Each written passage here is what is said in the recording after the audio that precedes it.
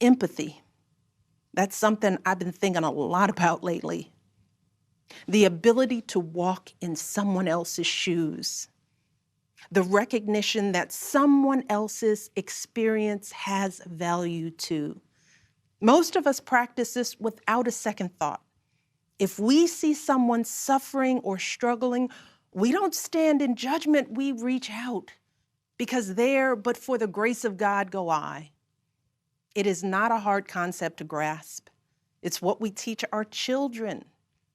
And like so many of you, Barack and I have tried our best to instill in our girls a strong moral foundation to carry forward the values that our parents and grandparents poured into us. But right now, kids in this country are seeing what happens when we stop requiring empathy of one another. They're looking around wondering if we've been lying to them this whole time about who we are and what we truly value. They see people shouting in grocery stores, unwilling to wear a mask to keep us all safe. They see people calling the police on folks minding their own business just because of the color of their skin. They see an entitlement that says only certain people belong here. That greed is good and winning is everything, because as long as you come out on top, it doesn't matter what happens to everyone else.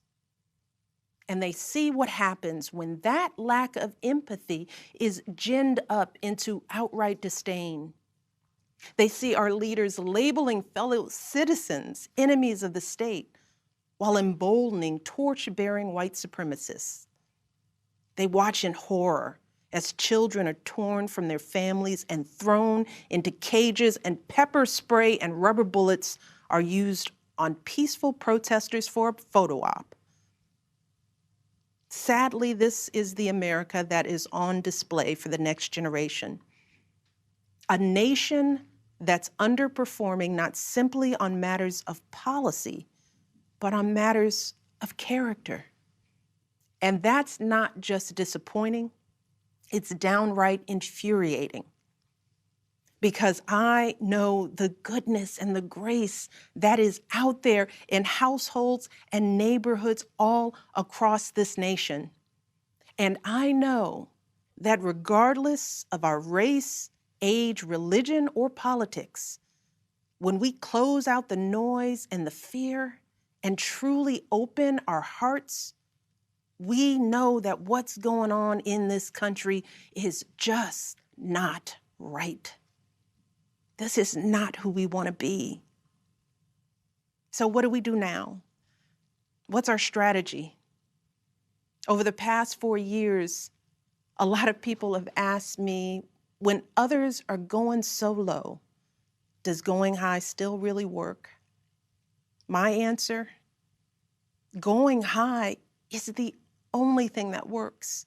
Because when we go low, when we use those same tactics of degrading and dehumanizing others, we just become part of the ugly noise that's drowning out everything else. We degrade ourselves. We degrade the very causes for which we fight. But let's be clear. Going high does not mean putting on a smile and saying nice things when confronted by viciousness and cruelty. Going high means taking the harder path. It means scraping and clawing our way to that mountaintop. Going high means standing fierce against hatred while remembering that we are one nation under God. And if we want to survive, we've got to find a way to live together and work together across our differences. And going high means unlocking the shackles of lies and mistrust with the only thing that can truly set us free, the cold, hard truth.